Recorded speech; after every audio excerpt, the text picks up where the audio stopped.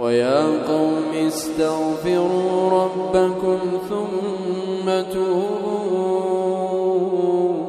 إليه يرسل السماء عليكم مدرارا ويزدكم قوة إلى قوتكم ولا تتولوا مجرمين